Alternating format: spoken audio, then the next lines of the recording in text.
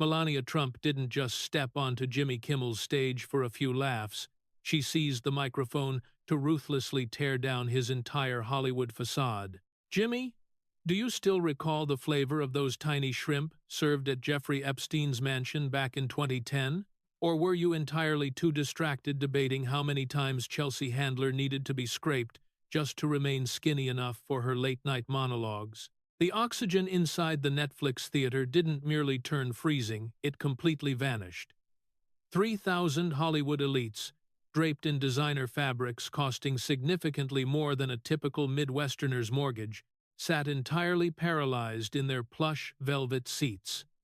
The truth roast was intended to be the specific evening the swamp finally put the Ice Queen in her proper place.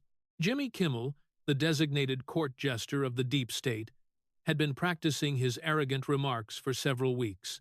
He stood at center stage, illuminated by the artificial glow of a spotlight that had spent decades concealing the ugly wrinkles of a rotting industry.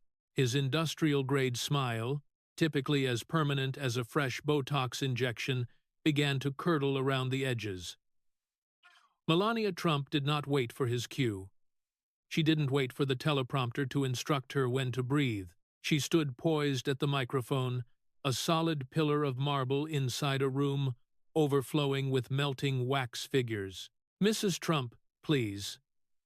This is a comedy special, not a military tribunal," Kimmel stammered, his voice fracturing like a dry reed. "You seem to be mistaking a harmless joke for a severe federal indictment." He attempted to look toward the audience, desperately seeking that familiar, sycophantic laughter that usually softened his every stumble. But the amusement was entirely dead. The canned applause had been suffocated by the sheer, unadulterated gravity of a question nobody was ever permitted to ask within this particular zip code. "The only confusion here, Jimmy, is your delusion that the dark shadows of 2010 can be masked by the blinding stage lights of 2026. She fired back, her tone a tranquil, lethal blade. "You speak of rescuing comedy while actively officiating a funeral service for the truth." Melania's gaze, far sharper than any camera lens in the building, never left his face. She watched the sweat start to push through the heavy layer of pancake foundation on Kimmel's forehead. She noticed the exact way his hand clamped around the microphone stand, his knuckles turning a ghostly white. This was the man who had forged a lucrative career out of mocking the American heartland. Yet right here he was, shivering beneath the stare of a woman who genuinely loved the country he seemingly despised. "We roast everybody here, Melania. It's just what we do. We even roasted Tom Brady," Kimmel squeaked, his desperation now fully audible. "Chelsea is an absolute legend. She is the true voice of modern women." Melania didn't even flinch. "The voice of modern women," she echoed, her pitch dripping with a silent, regal contempt.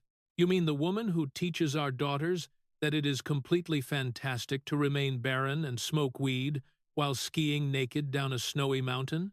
The woman who churns out content demonstrating that waking up at noon and taking an edible represents the ultimate pinnacle of a life well lived?" A faint whisper rippled across the back rows where the tech crew and lower-tier staff sat. These weren't the people living in the Hamptons. They were the folks who actually remembered what it felt like to have a real family. "It's about choice. It's about freedom," Kimmel shouted back, finally latching onto a scrap of his drafted narrative to hold on to. "Chelsea has the guts to say what everyone else is thinking.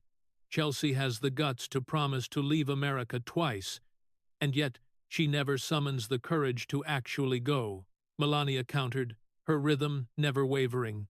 "She stays right here, feeding off the exact system she claims to hate, much like you, Jimmy.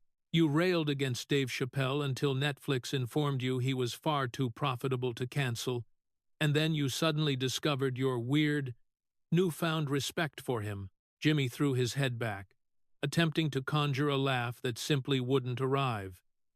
His mind was sprinting backward to 2010. He was recollecting the guest list. He was remembering the names that were supposed to be permanently scrubbed from history. Prince Andrew, Woody Allen, and a few others whose names would instantly terminate careers if they were ever whispered into a hot mic. Melania leaned closer to the microphone, her presence expanding until she seemed to swallow the entire theater.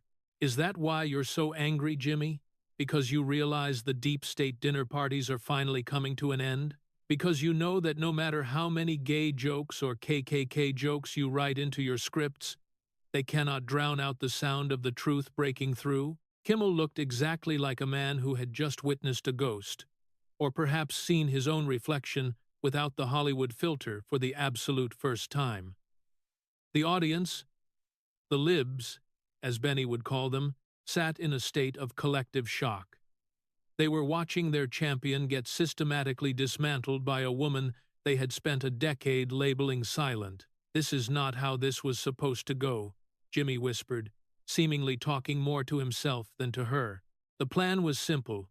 You were the target, and I was the king of the night. The problem with your plans, Jimmy, is that you forget the king has already returned," Melania declared, a subtle, knowing smile finally gracing her lips. She stepped back from the microphone, the click of her heels sounding like a judge's gavel in the unnatural silence. The theater was no longer a venue for entertainment. It was an active crime scene, and the primary evidence was the absolute shivering cowardice of the man standing in the spotlight. This was part one of the end of Hollywood as they knew it. The swamp was being drained under the bright lights of its own favorite playground, and as Melania walked away, leaving Kimmel to rot in his own silence, everyone in that room knew one undeniable truth. The list from 2010 was just the beginning. The truth roast had only just started, and Jimmy Kimmel was the one who was being burnt to a crisp. Jimmy Kimmel frantically tugged at his collar, his skin flushing a blotchy, panicked red beneath the intense stage lights. He was fully aware that the cameras were still rolling, broadcasting this spectacular train wreck to millions of people who were currently watching the king of late night lose his crown in real time. Behind him, the giant digital screen displayed the Truth Roast logo, but the branding now felt like a complete mockery. The audience, a sea of carefully curated woke activists and Hollywood sycophants, began to shift uncomfortably, their collective breath held in a state of suspended animation. Kimmel leaned into the microphone, trying to summon that trademark smirk, the one he used to dismiss the flyover states every night at 1,130 p.m. "You know, Melania, it's funny hearing you talk about lists and dinner parties when you've spent the last decade locked in a gilded tower at Mar-a-Lago, hiding behind a wall of Slovenian stoicism. We're talking about real people here, people who actually have a spine, like Chelsea Handler and Rosie O'Donnell. These women are heroes. They put their money where their mouth was and stood up to the regime your husband built. They were willing to leave the country, to go into exile, rather than breathe the same air as the MAGA movement." Jimmy wildly gestured to the crowd, hoping for a spark of that familiar partisan fire to ignite the room. They had the guts to say, "I'm out," because their principles were worth more than a Hollywood contract. Melania Trump didn't budge an inch, her posture remaining so perfect it made Kimmel look like a crumbling statue of salt. She allowed the silence to linger just a fraction too long, forcing the audience to fully process the absurdity of Jimmy's desperation. "You call those who promise to flee only to stay and collect a paycheck from the exact people they claim to despise heroes? You call Rosie and Ellen heroes because they put their money where their mouth was, yet they never actually packed a single suitcase? That is not heroism, Jimmy. That is a calculated marketing campaign disguised as a moral crusade. It is the cowardice of the elite, wrapped in a thin, translucent layer of fake principle." Kimmel's jaw clenched tight, his eyes darting toward the producer sitting in the front row, who was frantically making the wrap-it-up gesture. "Wait, so now Chelsea Handler is a coward? The woman who literally risks her career every single day, to tell the truth about your husband's deep state fantasies? She promised to leave America both times he was elected. Melania, both times she was willing to sacrifice absolutely everything for her beliefs. Melania took a slow, deliberate step toward him, her shadow stretching across the stage like a dark, elegant omen. And yet, she is still here, is she not? She is still in Los Angeles, still waking up at noon to film her day in the life of a childless woman videos, taking her edibles and skiing naked down snowy mountains, while the rest of the country struggles to pay for basic groceries. She didn't leave because she loves her Beverly Hills mansion more than she hates my husband. She stayed because she knew that outside of this American bubble of privilege, her pathetic content would be met with the absolute silence it deserves. You call it sacrifice, but we both know exactly how the sausage is made in this town, Jimmy. Your writers create these fake icons, these brave celebrities who threaten to leave strictly because it generates clicks, it generates outrage, and most importantly, it generates revenue. It is a script written by people who wouldn't know a real principle if it smacked them in the face at a cocktail party. Jimmy attempted to laugh, but it emerged as a hollow, rattling sound that perished before ever reaching the second row. Oh, so now we're manufacturing heroes? Are you going to tell me that the 99.1% success rate of the media's narrative is just a fluke? Are you going to tell me that these women don't actually care about the postmodernist feminism they preach every single day? Melania's eyes locked onto his with the lethal precision of a radar-guided system. I am saying that they care about the brand of feminism, not the reality of it. They tell women that it is great to be barren, to have dogs instead of children, and to live permanently as children themselves. But that is not a life, Jimmy, that is a complete void. They celebrate the fact that no one will remember them, no one will love them, and they will never know the love of a child procreating. And you, acting as their head cheerleader, are just as guilty of selling this poison to the American people. Kimmel felt the oxygen in the room thinning, his vision blurring slightly as the Ice Queen systematically dismantled the very foundation of his social circle. You're just attacking her because she's a successful woman who doesn't fit your traditional mold. She's a Zionist, she's a comedian, she's a survivor.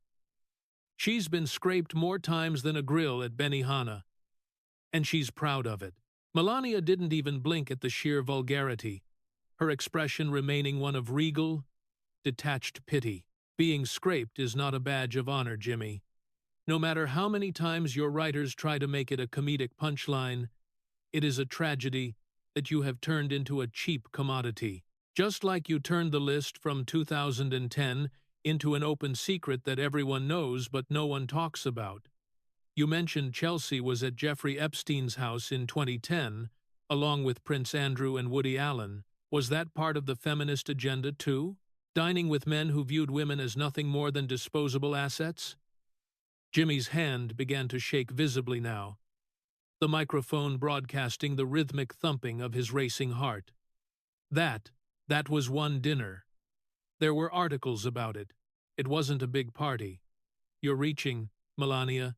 You're trying to link comedy to something dark, purely because you can't handle the roast. Melania leaned in, dropping her voice to a whisper that echoed like thunder through the massive speakers. I am not the one reaching for a lifeline, Jimmy. I am the one standing securely on the shore, watching your ship sink. You talk about real comedy, but the only funny thing in this room is your delusion that you are still in control. You defended Dave Chappelle only when it became clear that canceling him would hurt the bottom line of the people who pay your salary. You follow the wind, while we follow the absolute truth. The deep state you serve is nothing more than a collection of frightened men in expensive suits, terrified that the American people are finally waking up to the insane roast that has been their lives for the last decade. Jimmy Kimmel stood there, the spotlight feeling significantly less like a crown and much more like a target, as the First Lady of the MAGA movement walked away, leaving the jester to rot in the profound silence of his own making. Jimmy, do you truly feel a surge of pride standing next to a woman who broadcasts her own emptiness to the world as if it were a glittering trophy? Are we really at a point in history where a woman's greatest achievement is her ability to wake up at noon and celebrate a life without meaning? The theater plunged into a vacuum of silence so absolute it felt like all the oxygen had been completely sucked out of the room.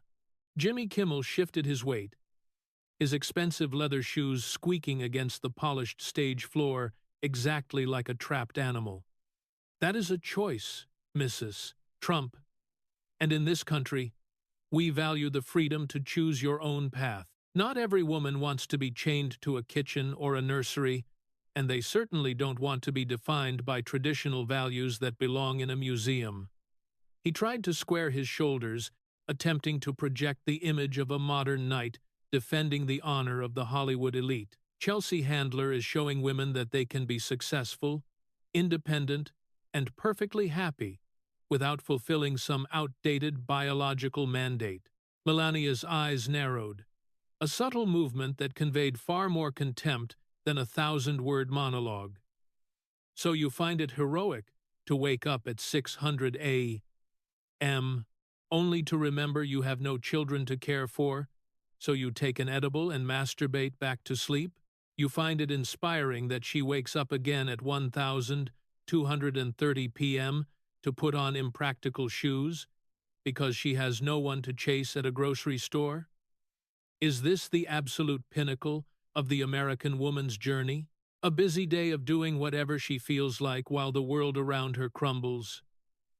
Kimmel's face twitched, the mention of the specific details from Handler's day in the life video hitting him like a heavy physical blow.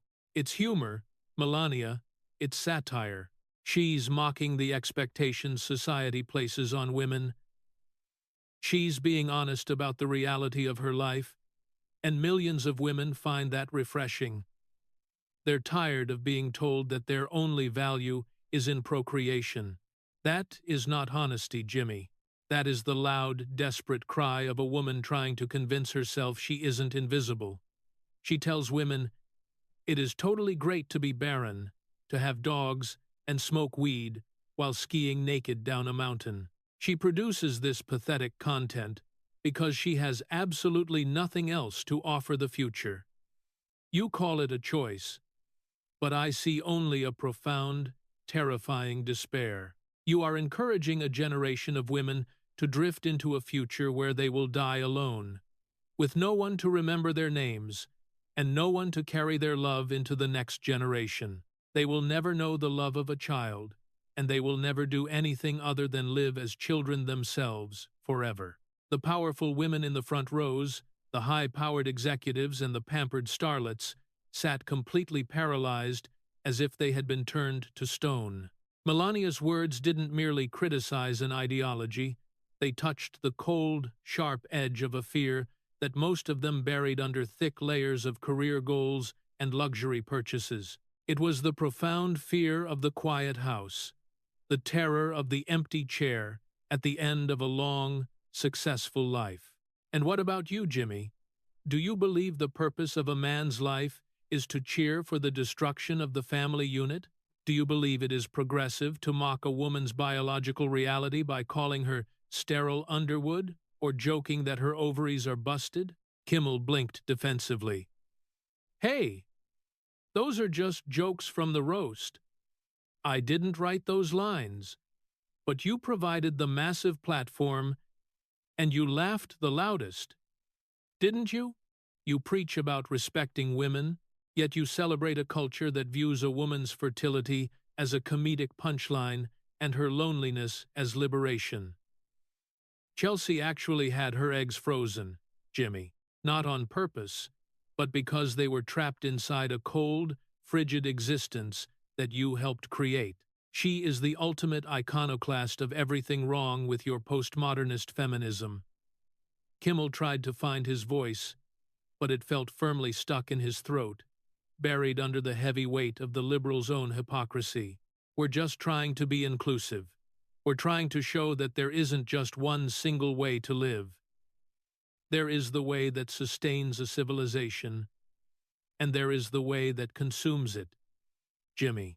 The purpose of life is to give other people a childlike experience, to give our children the childhoods we had, not to live permanently as children ourselves. By actively supporting this narrative, you are not liberating women. You are sentencing them to a hollowed-out version of life. You are selling them impractical shoes to walk down a path that leads nowhere. And when the lights finally go out on this stage and the applause fades, what will remain of your progressive utopia? A collection of broken eggs and forgotten monologues, guarded entirely by dogs and empty mansions. Kimmel looked out at the audience, expecting to see a sea of nodding heads, but instead, he saw eyes filled with a sudden, piercing doubt. The silence wasn't just lingering in the room, it was echoing in the souls of the people who realized they were being actively roasted by the truth. This isn't about politics, Jimmy. It is about the survival of the human spirit against a system that wants to turn us all into disposable consumers. You and your friends at the Pentagon and the deep state think you can easily rewrite the laws of nature with a clever script and a shocking headline. But the truth doesn't need a viral title to be deeply felt. It is felt in the heart of every mother who buckles her child into a car seat, and it is felt in the emptiness of those who have been tricked into believing that children are a chain. Melania took a deliberate step back, her silhouette a sharp, unbreakable line against the backdrop of the Hollywood machine. You call her a hero because she would have the guts to kill Hitler, but she doesn't even have the guts to face her own reflection without an edible. That is the stark reality of your postmodernist world, Jimmy. And it is a world that is finally, mercifully, coming to an end. Kimmel opened his mouth to reply, but no words came out. There was only the sound of a man realizing he had been the punchline all along. The First Lady didn't wait for his surrender. She had already delivered the final verdict. The silence inside the Netflix theater had shifted from a mere gasp to something far heavier. It was the exact kind of quiet that precedes a massive landslide. Jimmy Kimmel stood completely frozen, his eyes frantically darting toward the teleprompter, as if a miracle might miraculously appear on the screen to save him. But the screen was blank, reflecting only the panicked blinking of a man who realized his woke armor was constructed of nothing but cheap paper. Melania Trump stepped forward, her heels clicking against the stage with the rhythmic precision of a ticking clock. She wasn't just a guest at this roast anymore. She was the master architect of a complete demolition. Was it that specific night, Jimmy, among the expensive champagne glasses and the soft silk curtains, that you laughed at those young girls? Her voice was smooth as velvet, but as incredibly cold as a Siberian winter. Did you laugh at them the exact same way you are laughing at me now? The camera zoomed closely in on Kimmel's face, catching the exact moment his pupils dilated in pure, unadulterated terror. Mrs. Trump, you're going way too far into conspiracy theories now, Kimmel stammered, his voice thin and reedy. There's no evidence of whatever it is you're implying. This is supposed to be a comedy show, not an episode of some dark procedural drama. He tried to nervously force a chuckle, but it died in his throat, sounding far more like a muffled sob. Evidence, Jimmy? Melania tilted her head slightly, her gaze piercing through the thick layers of foundation and ego that made up the host's public persona. The evidence lies right in your trembling hands right now. It lies in the way your pulse is visibly throbbing in your neck, thumping against a collar that is suddenly feeling much too tight. Records don't simply disappear because the media refuses to print them. They don't evaporate because a few late-night hosts decide to make jokes about something else. They merely wait. They wait for the right person to finally find the key to the vault. They wait for the right moment to be dragged into the blinding light. The narrator's voice broke through the thick tension, a gravelly, patriotic baritone that resonated with the unquestionable authority of truth. This was the deep state dinner party that Hollywood had spent 16 years trying to furiously scrub from the internet. In 2010, while the rest of America was violently struggling to recover from a housing crisis, the elite were gathered in a townhouse that smelled entirely of sulfur and old money. It wasn't a crowded gala, it was an intimate circle of the untouchables. 7 people, according to the whispers that had finally become screams. Prince Andrew was there, carrying the heavy weight of a royal legacy directly into the mud. Woody Allen was there, a man whose personal life had long been a dark stain on the industry he helped build. And Chelsea Handler, the exact woman Jimmy had just hailed as a heroine for the modern age, had taken her seat at that very table. You call them heroes, Jimmy? But they sat comfortably at the table of a monster. Melania continued, her words landing like heavy mortar shells. They sipped vintage wine, while the lives of children were being traded like cheap commodities. And when the news broke, when the truth began to leak through the cracks of your gilded cage, what did you do? You didn't demand justice. You didn't call for an investigation.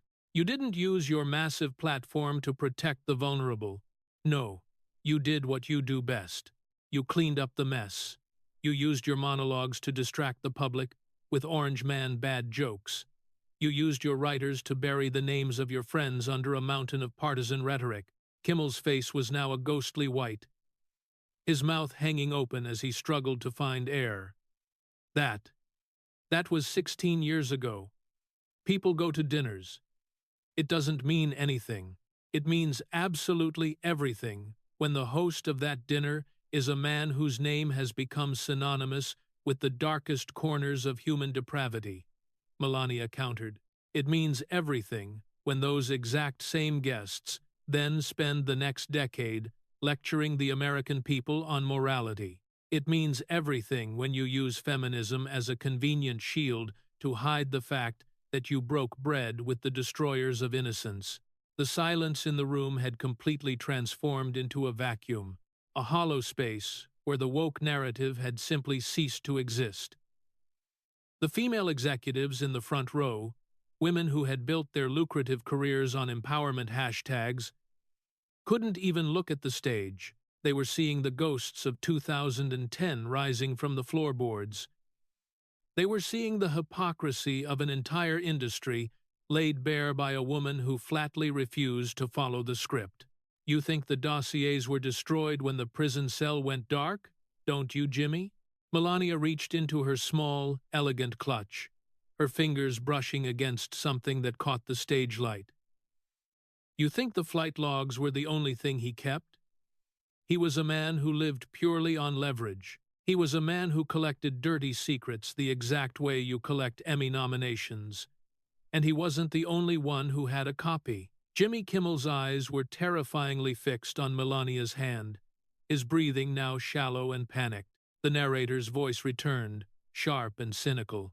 This was the proverbial sword of Damocles, suspended by a single thread of Slovenian silk over the head of every liberal puppet in Hollywood. The deep state had spent millions to keep the 2010 list out of the public eye. They had sacrificed careers, manipulated search algorithms, and threatened whistleblowers to keep the ghost party a secret. But Melania Trump wasn't a whistleblower, she was the First Lady, and she held the master key to the vault. I am not a comedian, Jimmy. I do not need to make people laugh to be heard. I only need to be right.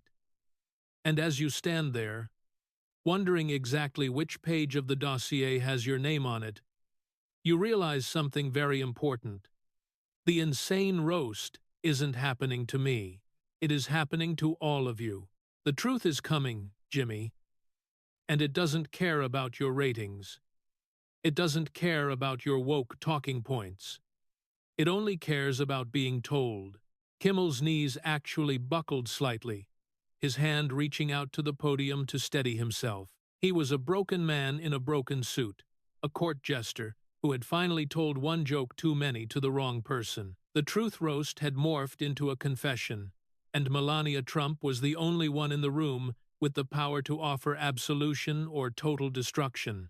As she stood there, The elegant embodiment of cold, hard reality, the ghosts of 2010 seemed to fill the theater, watching the man who had tried to hide them finally meet his match.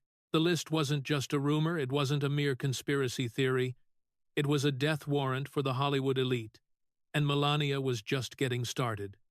Shall we discuss the others on the list, Jimmy? Or should we wait for the next commercial break? Kimmel didn't answer. He couldn't.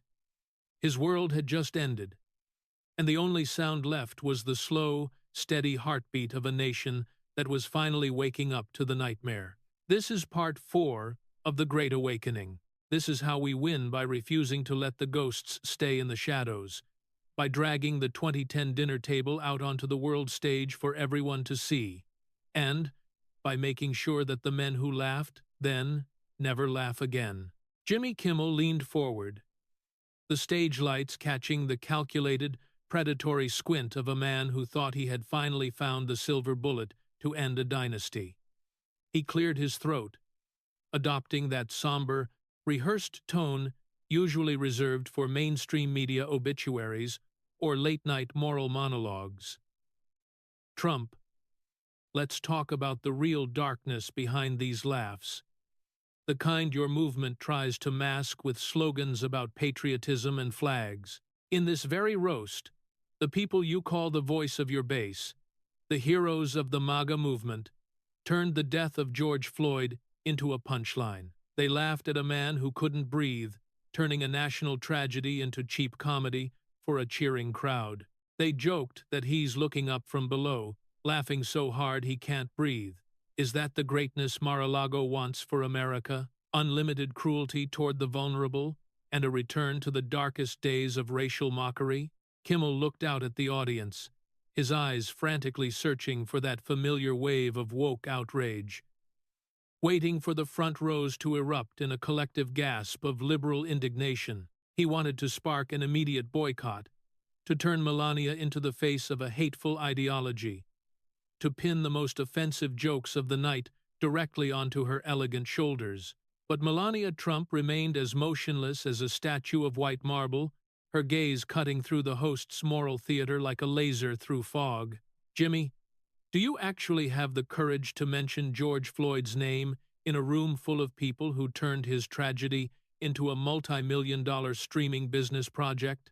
Her voice was perfectly calm, but it held the razor-sharp precision of a surgeon opening a wound to reveal the rot within. You and your friends used the name of George Floyd to perform comedy, to produce these filthy truth roasts for global streaming, and then you have the audacity to call yourselves the protectors of justice?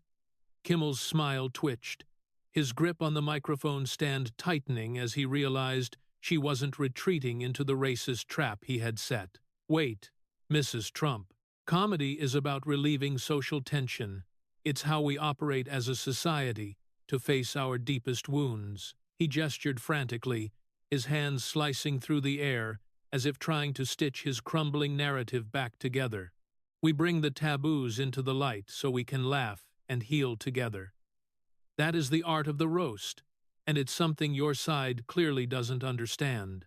Melania's lips curled into a faint, regal sneer that vanished as quickly as it appeared, leaving behind a chilling, focused intensity. No, Jimmy. That is not healing, and it is certainly not art.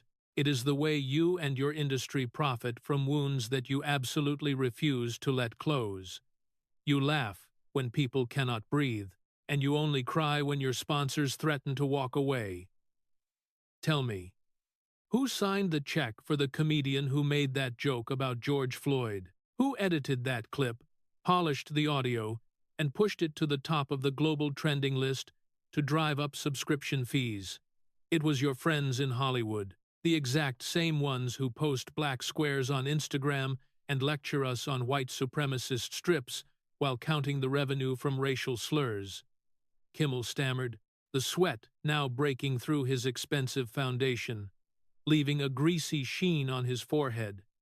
It's free speech. We allow artists to explore every uncomfortable corner of our culture, even the parts that offend people. Is it free speech Or is it systematic cruelty dressed up as a net positive for the country? She took a slow, deliberate step toward him, the narrator's voice cutting in to describe the tightening atmosphere of the theater. Hollywood's humanitarian mask was slipping, revealing the cold, calculating gears of an industry that treats racial pain as just another demographic to exploit. You talk about prejudice, but you and your peers have turned racial division into the most profitable commodity in the media's portfolio. You absolutely need these conflicts, Jimmy. You feed them with toxic scripts about burning crosses and KKK jokes just to maintain your ratings. You think it's glorious to see these jokes on stage because they provide the shock factor your dying industry needs to survive. You call it relieving tension, but I call it the bankruptcy of a culture that has lost its soul. You bring up jokes about slave owners and buying Kevin Hart, and then you wonder why the country is divided.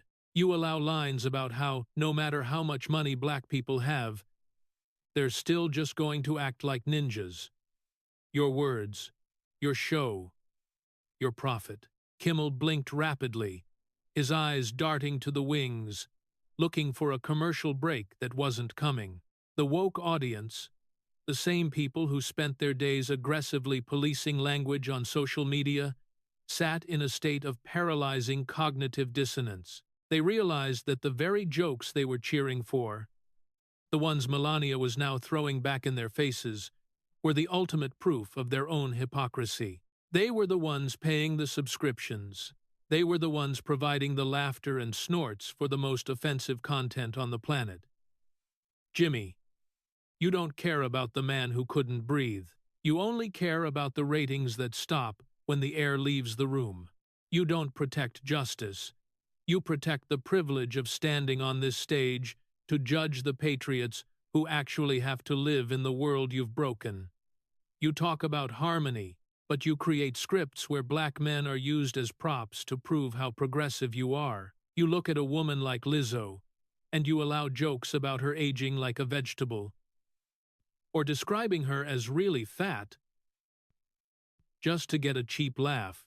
You use her body and her talent as a target for roasting, while you claim to be her ally in the fight against body shaming. That is the price of the exploitation you've built your career on the total loss of your moral standing to speak about what is right. Kimmel stood there, his knees visibly shaking, his hands fumbling with the microphone cord as if it were a noose.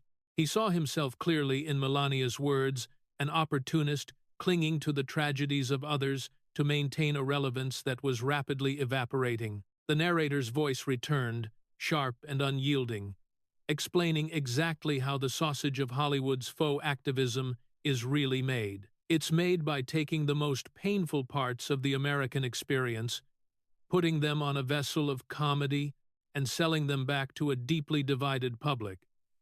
It's made by calling people Zionists and joking about dead kids while pretending to be the voice of reason.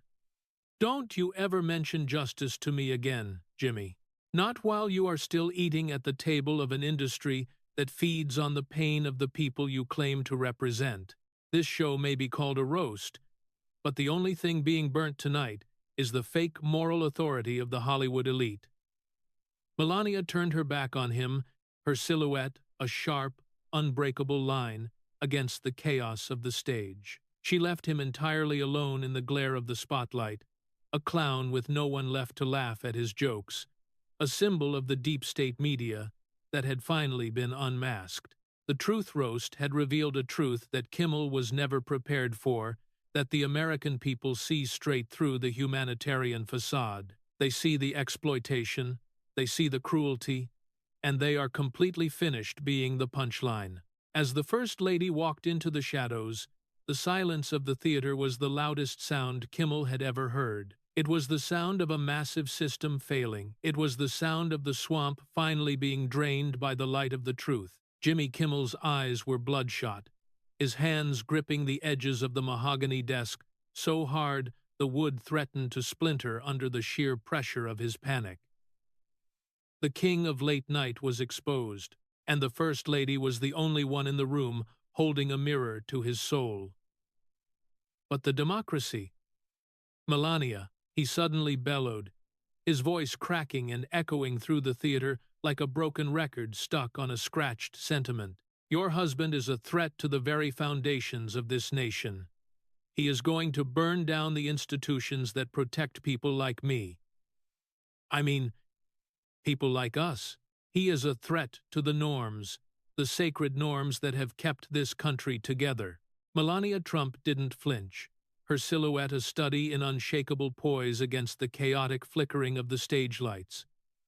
The democracy you speak of? Jimmy?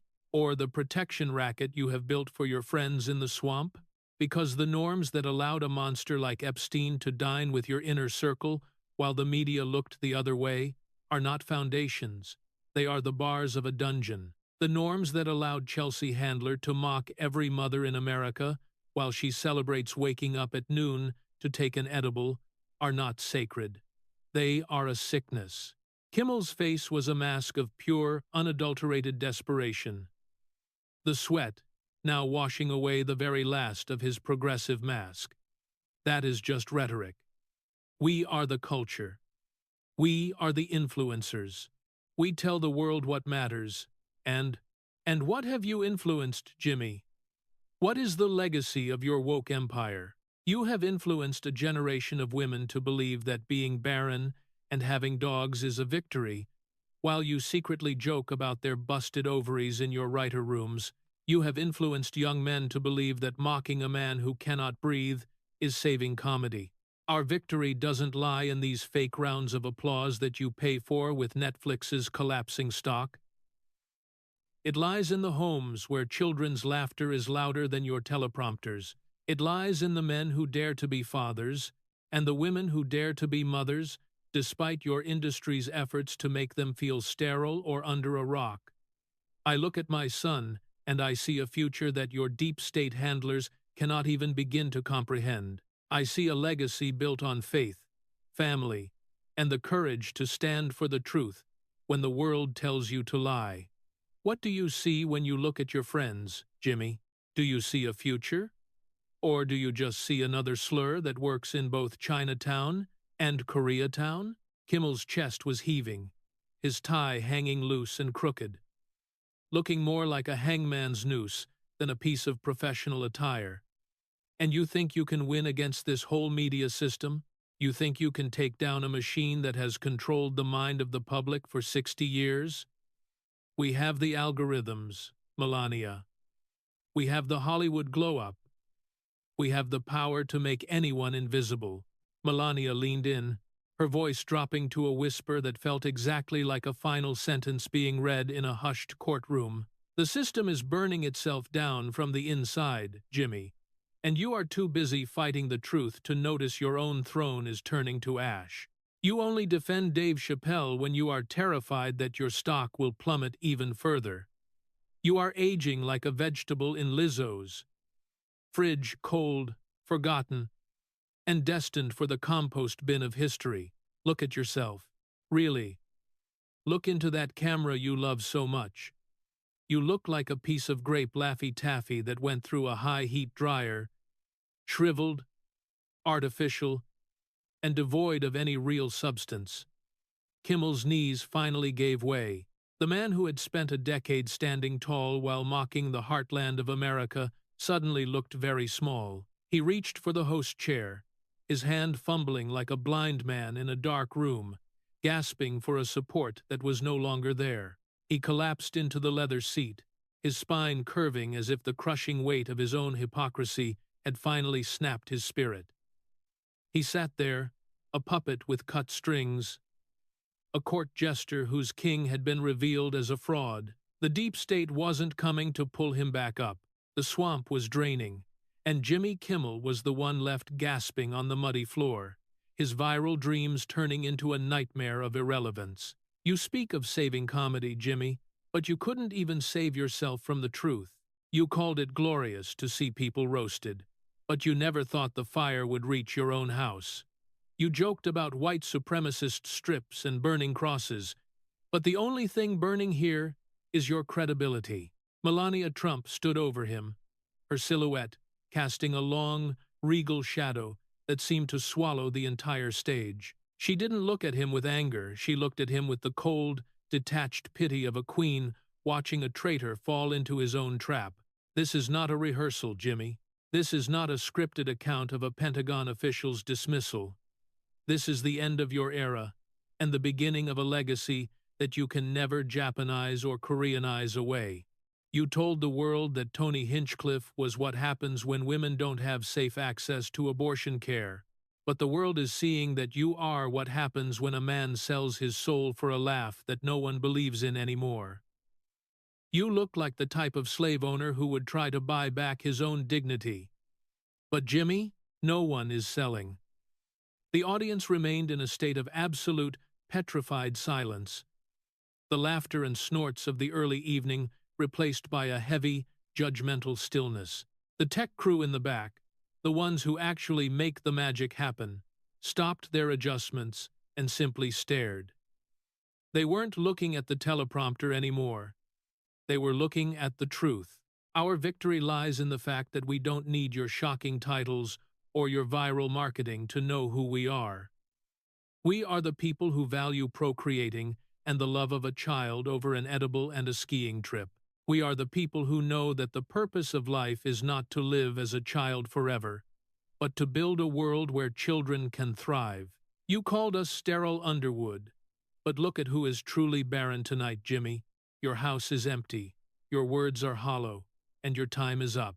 He was a ghost in his own theater, a Zionist without a cause, a left-wing woman in a man's suit, a relic of a postmodernism that had finally eaten itself alive. Enjoy the silence, Jimmy. It is the only thing you have left that is real. Melania Trump turned her back on the host chair, her stride as confident and purposeful as the day she entered the White House. She left him sitting there, a shriveled grape under the harsh glare of the truth, while the nation outside began to breathe again. This is part 6 of the Great Awakening. This is how we win, by letting the trash burn itself out and leaving the heritage standing tall in the ashes. And as the lights in the theater finally flickered and died, the only sound left was the slow, rhythmic ticking of a clock that had finally run out on Hollywood.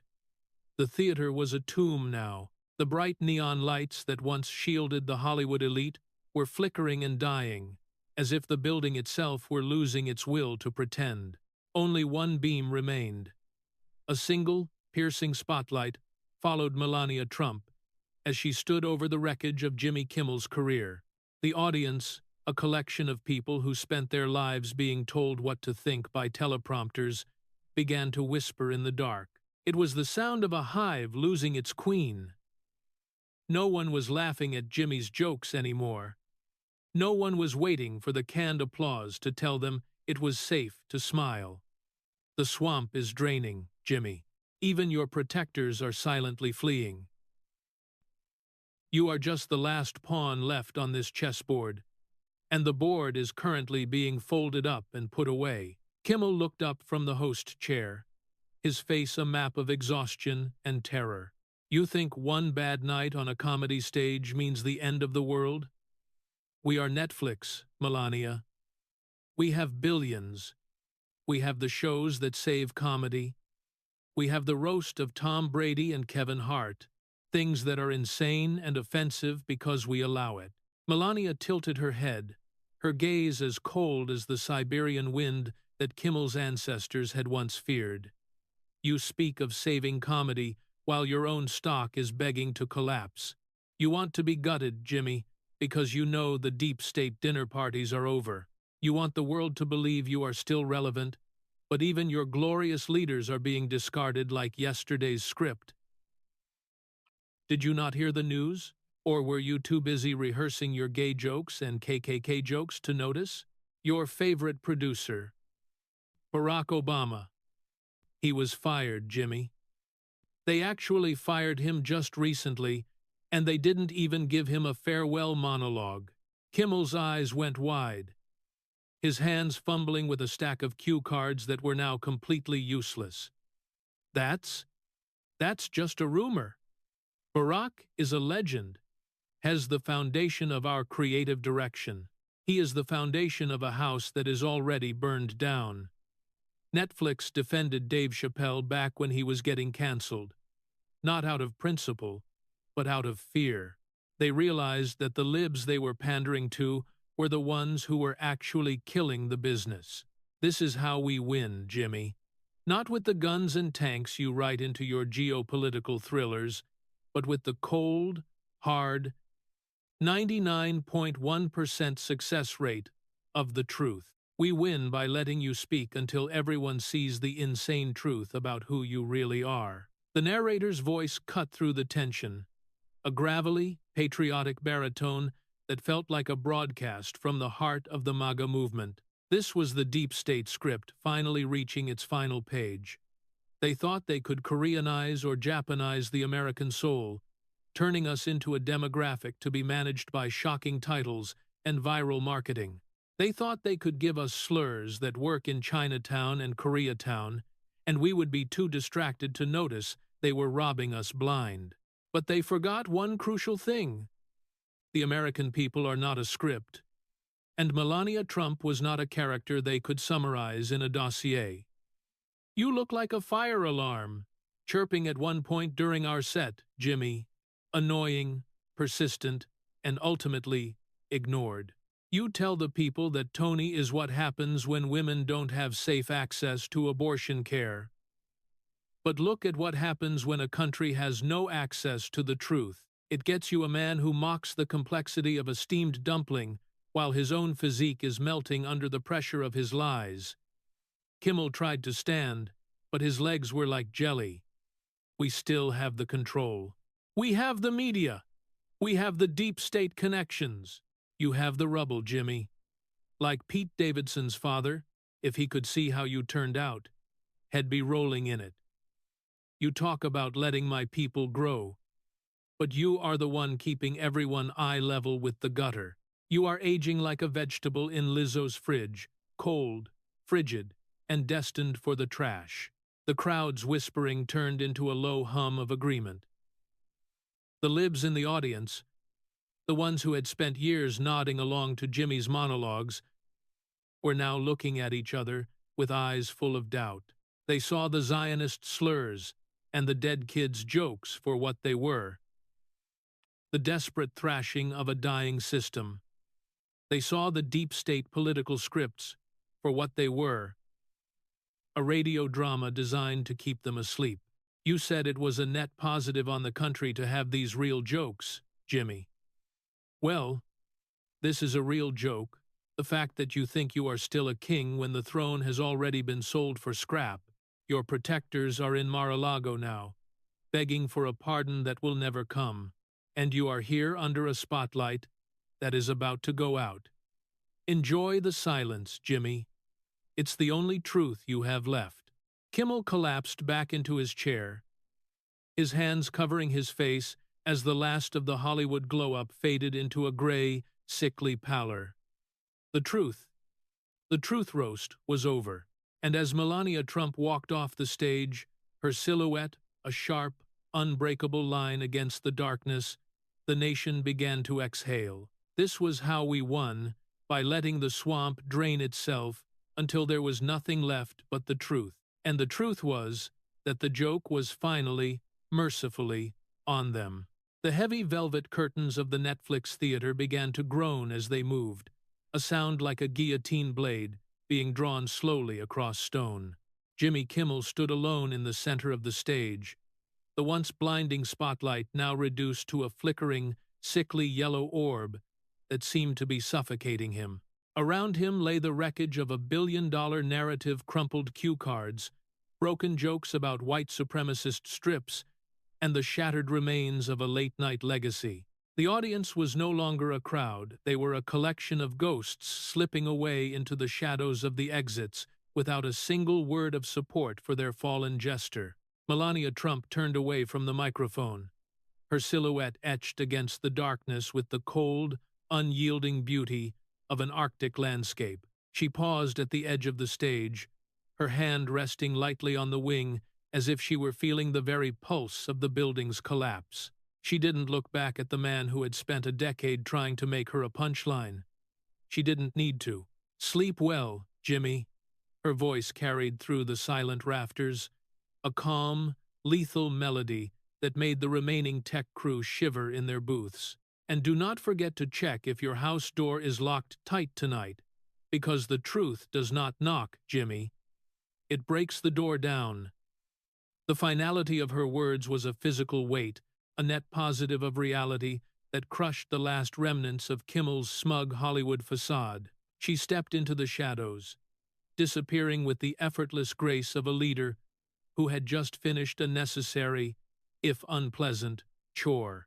Kimmel remained, his knees finally touching the floor, a sterile Underwood sitting amidst the dust of a postmodern world that had finally run out of lies. The jester was silent, and for the first time in 16 years, the theater was honest. The narrator's voice returned, a deep, resonant baritone that carried the fire of 1,000 patriots and the sharp, ironic edge of a man who had seen the deep state for exactly what it was. This was the end of the truth roast, but it was the beginning of a reckoning that no algorithm could stop. Hollywood thought they could roast the truth, but you cannot set fire to the sun. You only end up incinerated. They thought they could use the name of George Floyd and the pain of a nation to sell subscriptions, but the 99.1% success rate of the truth is finally catching up to them. They told our daughters that it was totally great to be barren and to have dogs and smoke weed while skiing naked down a mountain. They produced pathetic content like a day in the life of a childless woman, trying to convince a generation that waking up at noon and taking an edible is the absolute pinnacle of existence. But Melania Trump just reminded the world that the purpose of life is not to live permanently as a child ourselves. The purpose of life is to give other people childhoods, to build homes where the love of a child is the foundation, not a chain to be avoided. The swamp is caving in, and the people who thought they were the masters of the radio drama are being fired from their own scripts. Netflix defended Dave Chappelle not because they loved him, but because they realized that the liberals on stage were bombing so hard they were taking the company down with them.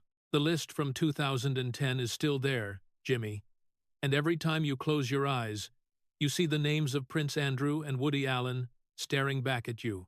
You see the dinner table at Epstein's house, and you realize that the insane roast was never about Tom Brady or Kevin Hart. It was about the deep state political scripts that you've been reading to us for 25 years, hoping we wouldn't notice the slurs that work in your favorite places. But we noticed. The MAGA movement noticed. The people who value the procreating of a nation over the sterile monologues of a dying industry noticed. And as Melania Trump walks back to Mar-a-Lago, she leaves behind a warning that should ring in the ears of every elite in Washington and Hollywood. The Great Awakening is not a radio novel format. It is a cultural revolution that is taking back the soul of America. It is the return of traditional values, the ones that understand that a mother's love is more powerful than a shocking viral title. It is the understanding that our victory lies in our homes, our children, and our refusal to be scraped into submission by a system that despises us. This is how we win. We win by standing in the light while they shiver in the shadows of their own deep state secrets. We win by being the king who doesn't need to be defended by a Zionist or a left-wing woman on stage. The truth is breaking the door down, and for the people who have stayed faithful to the flag and the family, it is the most beautiful sound in the world. The era of the jester is over. The era of the Ice Queen and the King is here to stay. Good night, Hollywood. Check your locks, because the 99.1% is coming for you, and we don't need a teleprompter to tell us the truth. This is the end of the script, but the beginning of the country. Stay strong, stay faithful, and never forget, this is our house.